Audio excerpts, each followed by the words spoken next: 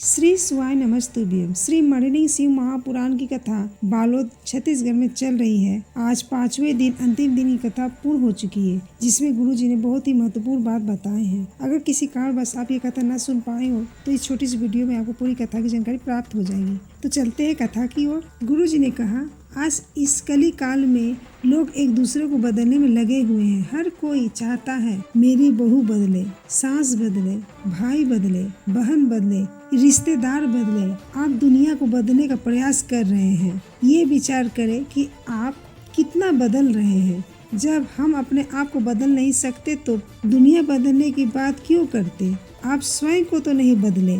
Mic पर बोलना सरल है, दूसरे को ज्ञान देना सरल है, दूसरे को समझाना सरल है, पर अपने आप को समझाना, जो दूसरे को कह रहे हैं उसे अपने आप पर अमल करना बहुत ही कठिन है। गुरु जी ने कहा, किसी का प्रवचन सुनकर, सत्य वचन सुनकर, किसी की वाणी सुनकर आपका दिल बदला है। किसी वाणी सुनकर आपका रहने का तरीका बदला है। किसी की वाणी सुनकर आप देवालय शिवालय जाना प्रारंभ कर दिए हैं। आपका रहने का तरीका और भगवान की कृपा आप पर बरस रही है तो मान लेना शिव ही गुरु है, गुरु ही शिव है। गुरु जी ने कहा, आप ये आशा न रखें कि शिव वाले महाराज आएगा और दुख काटेगा। नहीं नहीं, आप जिस शिव जी का भजन कर रहे हैं, आराधना कर रहे हैं, एक लोटा जल चढ़ा रहे हैं, उससे आपकी दुख की घड़ी कटेगी। गुरु जी ने कहा, जिसने शंकर जी के मंदिर की सफाई करी है, जिसने शंकर जी के मंदिर में पुतारी करी है, जिसने शंकर जी के मंदिर में जाला साफ करा है, जिसने शंकर जी के मंदिर का विस्तार करा है, जिसने शंकर जी के मंदिर में 4 चांद लगाए हैं, बाबा उसके जिंदगी में 4 चांद लगा देते हैं। यदि आपके नगर मोहल्ले कॉलोनी में शंकर जी का ओटला है, आप 50 महिलाएं मिलकर शंकर जी के ऊपर छत बनाने का प्रयास करें। आप 50 महिलाएं मिलकर शंकर जी के मंदिर में फर्श लगाने का प्रयास करें। आप 50 महिलाएं मिलकर शंकर जी के मंदिर में साफ सफाई करने का प्रयास करें। आप 50 महिलाएं मिलकर सुंदर बनाने का प्रयास करें।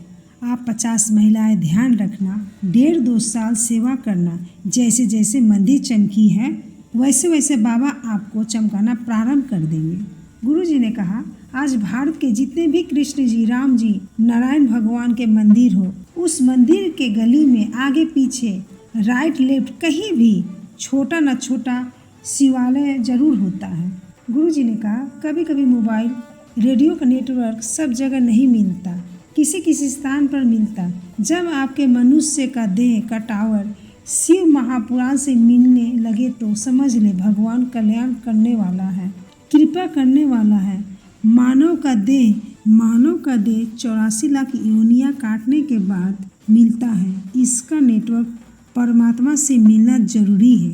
गुरु जी ने कहा, आपको यदि मनुष्य का शरीर मिला है, किसी मंदिर में भगवान को नहीं बैठा सकते तो इस शरीर के द्वारा भगवान को मूर्ति को खंडित न करें, उनका आदर करें। कुबेश्वर धाम में कंकर शंकर की पूजन करने आते, उनसे गुरु जी ने कहा, पूजन का एक स्थान बना है, वहाँ बैठकर हमें कंकर की पूजन करनी है, पूरे ग्राउंड में नहीं करनी है, एक स्थान में बैठकर करें। पत्र की ओर कुंती सिन्हा राजनांदगांव से आई।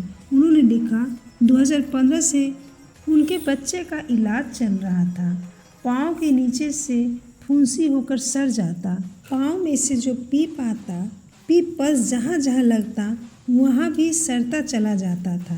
पाँव बेकार होता चला जा रहा था। डॉक्टर का भी इलाज कराया पर कोई फर्क नहीं पड़ा। उन्होंने कथा सुनी, बेटे को शिवालय ले जाती, शिव जी पर चढ़ा हुआ जल और बेलपत्र खाने को देती। मात्र 4 दिन ही लगातार बेलपत्र खाई, जल पिया, बेटा का पाँव ठीक हो गया। वो बाबा को प्रणाम करने के लिए कथा पंडाल में आए। दूसरा पत्र पद्मनी साहू जी ने पत्र लिखे, बाबा ने ऐसी कृपा करी, मेरा बेटा प्राइवेट कंपनी में काम करता था, कभी जब लगता फिर छूट जाता। फिर मैंने बेटे को पशुपति व्रत करने को कहा, बाबा का पीछा पकड़ ले, रोज 1 लोटा जल चढ़ा।